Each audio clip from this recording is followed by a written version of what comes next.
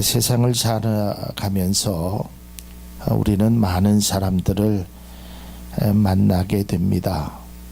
내가 원해서 만나는 사람도 있지만 또 그 사람이 나를 원해서 내가 만나기도 하고 또 피치 못하게 만날 사람들도 있습니다. 이런 많은 사람들을 만남 속에서 우리는 다양한 일들을 경험하게 됩니다. 내가 원하는 일도 있지만 내가 원치 않은 일도 있고 나에게 기쁨이 되는 일도 있지만 반면에 나에게 슬픔이 되는 일도 있을 겁니다. 우리가 그동안 경험했던 많은 일들 가운데 정말 경험하고 싶지 않는, 아니 생각조차 하기 싫은 일들도 때로는 있으실 겁니다. 그러나 우리가 정말 경험하지 않아야 될 일, 정말 만나지 않아야 될 일 중에 하나가 뭐냐면 누군가에 의해서 배신을 당하는 겁니다. 누군가에 의해서 버림을 받는 것입니다. 배신을 당한 분은 아마 배신의 아픔이 얼마나 크고 얼마나 충격적인 것에 우리가 익히 알고 있을 것입니다. 그것도 다른 사람이 아닌 내가 사랑하는 사람에게서, 또 내가 그토록 믿었던 사람에게서, 심지어는 한 사람이 아닌 집단적으로 나를 배신한다면 그 슬픔은, 그 충격은 이루 말할 수 없을 것입니다. 아마 사람이면 누구나 이러한 일을 당하게 되면 깊은 시리에 빠지게 되고 좌절감이 물밀듯이 찾아오게 될 것입니다. 내가 무슨 잘못을 그렇게 했을까? 나에게 왜 사람들은 이러한 일을 행했을까? 배신만큼 사람을 아프게 하는 것도 드물 것입니다. 단테의 신곡이라는 책에 보면 그가 이렇게 얘기를 합니다. 배신은 지옥의 맨 밑바닥에 취급할 정도로 심각한 일이다. 그러니까 배신은 아주 지옥의 아주 끝에, 그러니까 세상에 어떤 죄를 지은 사람보다 더 나쁜 죄를 짓는 것이 바로 배신이다. 그의 책에서는 이렇게 기록되어 있습니다. 오늘 성경은 지옥의 맨 밑바닥인 배신을 했던 사람들과 그 배신을 당한 분의 만남의 모습을 소개하고 있습니다. 그분은 바로 주님을 배신했던 제자들과 그 배신을 당한 예수님과의 만남인 것이었습니다. 우리가 잘 아는 대로 베드로는 주님에게 어떤 제자였습니까? 제자 중에 제자였습니다. 열정적인 사람이었습니다. 그리고 주님이라는 말에 바다에 뛰어들었던 사람입니다. 예수님이 걸어오라고 하니까 마다하지 않고 걸어갔습니다. 주님이라는 말에 겉옷을 벗고 달려갔던 사람입니다. 또한 주님께서 십자가의 고난을 지신다고 했을 때 그가 무슨 말을 했습니까? 마가복음 14장 30절에서 31절의 말씀을 보면 이렇게 기록되어 있습니다. 제가 세번역서를 좀 합니다. 예수께서 그에게 말씀하셨다. 내가 진정으로 너에게 말한다. 오늘 밤에 닭이 2번 울기 전에 내가 3번 나를 모른다고 할 것이다. 예수님이 이런 말하니까 베드로가 예수님 앞에 이렇게 얘기합니다. 그러나 베드로는 힘주어서 말하였다. 내가 선생님과 함께 죽는 한이 있을지라도 절대로 선생님을 모른다고 하지 않겠습니다. 나머지 모두도 그렇게 말하였다. 아니 선생님, 내가 죽으면 죽었지 절대로 부인하지 않겠습니다. 이렇게 말했던 사람이 바로 베드로였습니다. 또 오늘 본문에 나다나엘이라는 제자들 또 있었습니다. 이 나다나엘의 제자, 이 사람은 예수님 앞에 이렇게 고백합니다. 요한복음 1장 49절에 보면 나다나엘이 대답하여 랍비요, 당신은 하나님의 아들이시요 당신은 이스라엘의 임금이로소이다.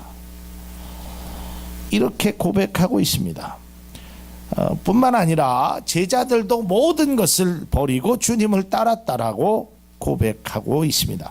마가복음 10장 28절에 보면 베드로가 여짜오되 이르되 보소서, 우리가 모든 것을 버리고 주를 따랐나이다. 이처럼 죽을지언정 주님을 결코 떠나지 않겠다고 장담했던 베드로, 주님을 하나님의 아들이며 이스라엘의 왕임을 고백했던 나다나엘, 배와 금을 심지어 가족을 멀리한 채 주님을 따랐던 제자들.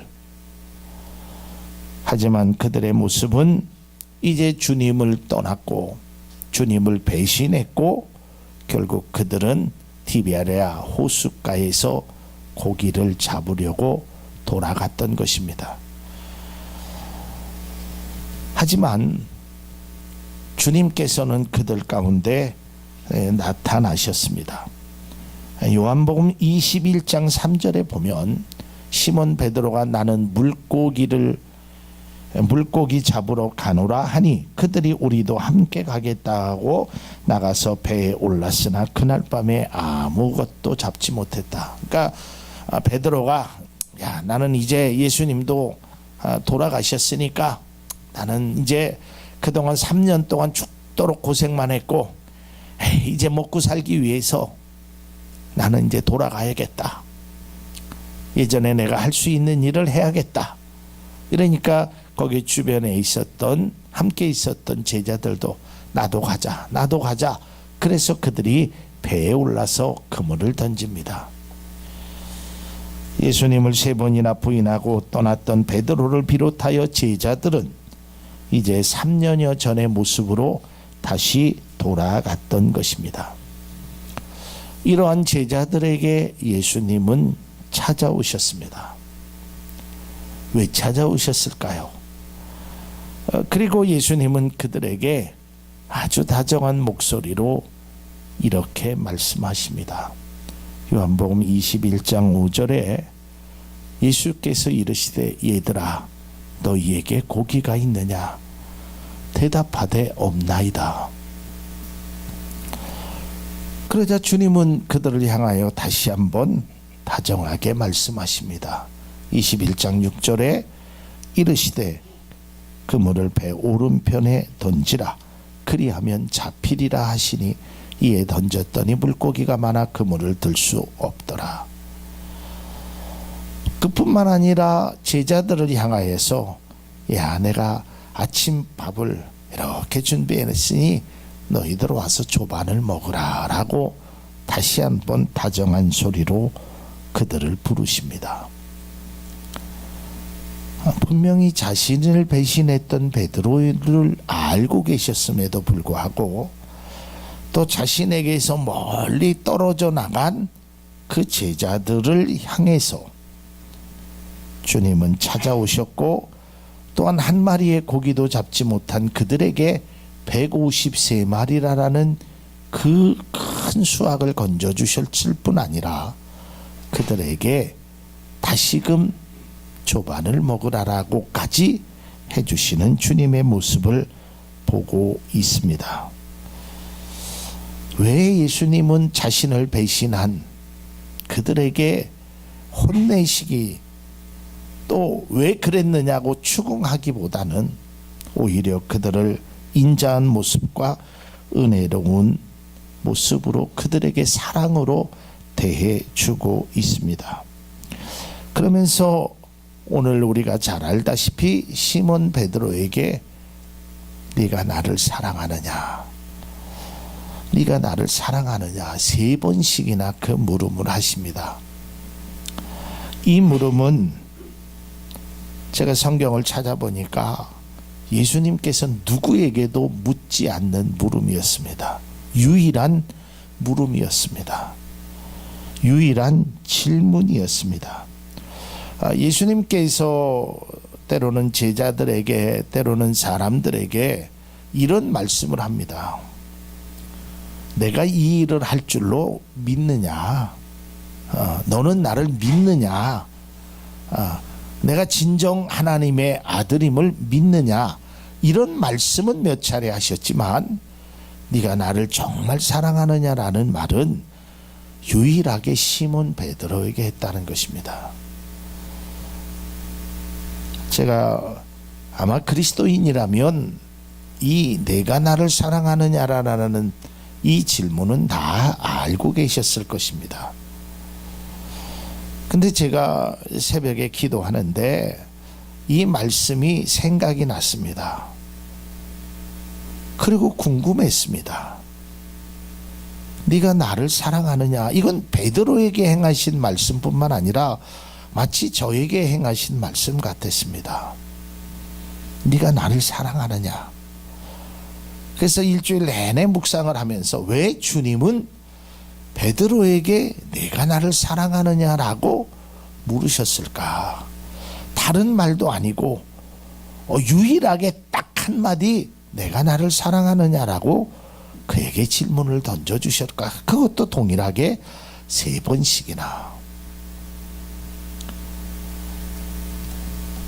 그래서 이 말씀을 묵상하는 가운데 제가 2가지를 한번 제가 받은 은혜를 여러분들과 함께 나누고자 말씀을 준비했습니다. 그 첫 번째, 주님께서 내가 나를 사랑하느냐라고 베드로에게 하신 것은 저에게 주신 은혜입니다. 저는 제가 늘 여러분들에게 말씀드리듯이 제가 주석을 참고해서 그런 것으로 설교 준비를 하지 않고 그냥 제가 받은 은혜를, 물론 제가 부족하면 원어적인 측면이나 이런 것은 봅니다. 이게 제가 받은 은혜고 기도를 통해서 받은 은혜고 우리가 함께 은혜를 나누고자 합니다. 그 첫 번째 은혜는 주님께서 제자들을 회복시켜 주시기 위함이라는 것입니다. 뭐 하기 위함이에요? 회복시켜 주시기 위함이다. 한번 여러분 생각해 보세요. 그렇게 믿었고 3년 6개월 동안 그들과 함께 동고동락을 하면서 예수님께서 안타까움의 소리를 하신 적이 있습니다. 야, 너희들이 믿음이 왜 이렇게 적으냐? 내가 언제까지 너와 함께 있어야 되느냐? 그랬던 주님이 베드로를 향해서 너는 나를 3번 부인할 거라고 얘기했지만 겟세마네 동산에서 기도하실 때 나를 위해서 잠시라도 깨어 있을 수 없느냐라고 말씀하셨지만 오늘 부활하신 주님은 제자들을 향해서 회복시켜 주기 위해서 내가 나를 사랑하느냐라고 말씀하셨다는 것입니다. 배신당한 주님의 심정은 아프지만 자신이 배신당한 주님을 만난 베드로 또한 힘들었을 것입니다. 얼마나 무안했겠습니까? 얼마나 주님 앞에 미안했겠습니까? 내가 죽을지언정 그런 일은 결코 하지 않겠다라고 큰 소리치고 장담했었는데 고작 시간이 얼마 지나 않아서 예수님의 말씀대로 3번씩이나 부인했던 베드로가 그 주님 앞에서 얼마나 무안했겠어요. 얼마나 힘들었겠어요. 아마 배신의 부끄러움 앞에 그 앞에 섰을 것입니다. 그러나 주님은 단 한 번도 과거의 일에서 묻지 않습니다. 그거 봐라 이 녀석아, 내가 분명히 얘기했지 너는 3번씩이나 부인할 거라고. 그렇게 말씀하시지 않았어요. 야, 너 그렇게 장담하더니 고작 이렇게 도망가냐? 나한테 그럴 수가 있느냐? 추궁하지도 않으셨어요. 따지지도 않으셨습니다. 그 주님은 내가 나를 사랑하느냐? 이 말은 사랑으로 다시 한번 회복시켜 주기 위함이라는 것입니다. 사랑의 위대한 힘을 그에게 주시고 있다라는 것입니다. 주님은 베드로에게 3번씩 내가 나를 사랑하느냐는 질문을 하시는 것은 책망하거나 무안을 주시려고 했던 것이 아니라 그에게 다시 한번 기회를 주시기 위함, 회복을 주시기 위함이었다는 것입니다. 특별히 마태복음 22장 37절에서 38절의 말씀을 보면 예수께서 이르시되 내 마음을 다하고 목숨을 다하고 뜻을 다하여 주 너의 하나님을 사랑하라 하셨으니 이것이 크고 첫째 되는 계명이라. 그러니까 이 첫째 되는 하나님을 사랑하고 주님을 사랑하는 것이 회복되어야 된다는 것입니다. 여러분, 믿음은 하나님과의 사랑의 관계가 회복되는 것이 가장 중요하다는 것을 우리는 깨달아야 되는 것입니다. 그래서 주님은 묻습니다. 다른 것을 말하시지 않고 비록 주님을 부인하고 떠났던 베드로였지만 그에게 다시 한번 회복을 주시기 위해서 내가 나를 사랑하느냐? 그렇다면 네가 진짜로 나를 사랑한다면 이렇게 시리에 빠져서 좌절의 모습으로 살아가지 말아라. 이제 나를 만났던 것처럼 당당한 모습으로, 믿음의 모습으로 살아가기 위해서 이 질문을 그에게 행하신 것입니다. 내가 진정 나를 사랑한다면 다시 일어나서 예전의 사도로서 사명감과 위상을 찾기 위함으로 주님이 그에게 말씀하고 있다라는 것입니다. 내가 진정 나를 사랑하냐? 그리하면 내 양을 치라. 이것이 우리를 향한 저는 하나님의 말씀이고 예수님의 질문이라고 생각합니다. 네가 진정 나를 사랑하느냐? 네가 진정 나를 사랑하느냐? 그러면 일어나라라는 것입니다. 회복하라라는 것입니다. 당당하라라는 것입니다. 어깨를 펴라라는 것입니다. 우리의 발걸음을 주님께서 지켜주시겠다라는 것입니다. 이 말씀에 힘이 되고 위로가 되는 여러분들이 되실 수 있기를 바랍니다. 때로는 우리가 주님을 배신하고 주님의 마음을 아프게 하고 각자의 제 길로 갈 때도 있습니다. 그러나 그 주님은 우리를 사랑하셔서 우리를 찾아와 주셔서 다정한 목소리로, 다정한 표현으로 말씀합니다. 내가 나를 사랑하느냐?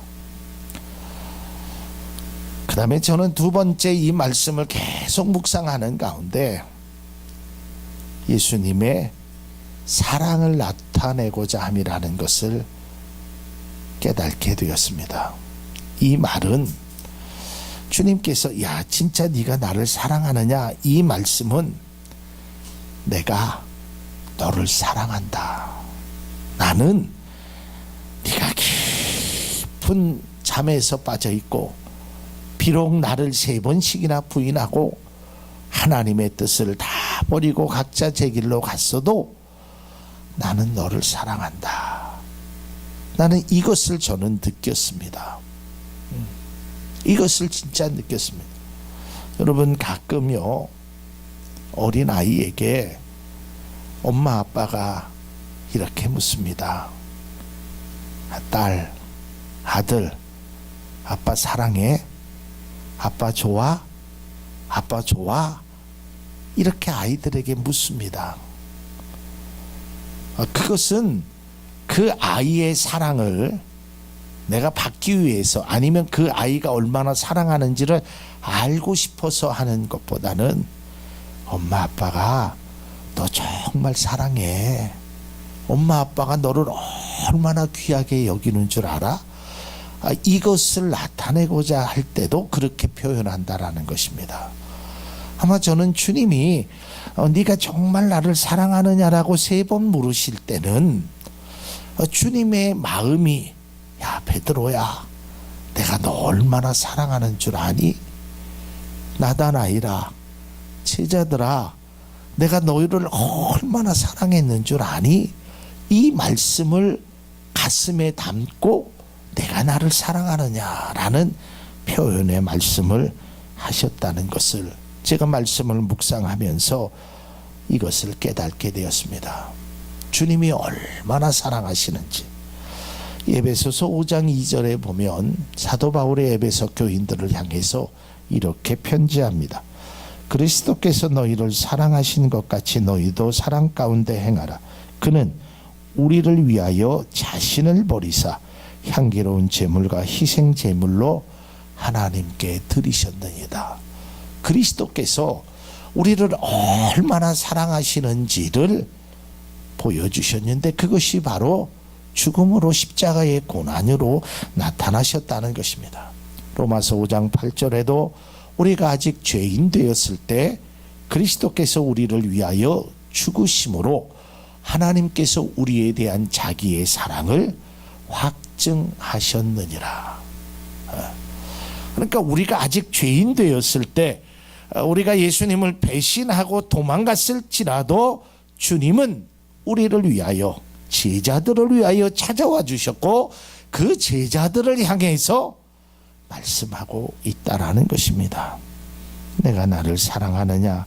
이 말씀에는 주님이 우리를 너무도 사랑하고 계신다는 것을 보여주고자 하는 뜻을 담고 있다라는 것입니다. 내가 나를 사랑하느냐는 질문은 전체적인 상황에서 조금 어색한 것으로 느껴질 수 있습니다. 지금 사랑을 묻는 것 자체가 말이 안 되는 것 같습니다. 여러분, 사랑의 관계는요, 서로 좋았을 때 묻는 것입니다. 여러분, 배신당한 사람에게 실컷 싸워놓고 네가 나를 사랑하느냐 묻는 것과 같은 참 우리로서는 이해가 되지 않는 말씀도 되는 것입니다. 그러나 주님은 네가 나를 배신했던, 네가 나를 떠났던 그런 것으로 전제로 묻는 것이 아니라 주님은 내가 너를 얼마나 사랑하는지 그것을 오히려 그들에게 묻고 있다라는 것입니다. 차라리 질책을 하셨으면, 차라리 이유를 물으셨으면 좋았을 거라고 생각할 수도 있을 것입니다. 그러나 주님은 베드로에게 질책 한 번 하지 아니하시고 왜 그랬는지 한마디도 하지 아니하시고 사랑의 표현으로 그에게 3번씩 질문을 하고 있었습니다.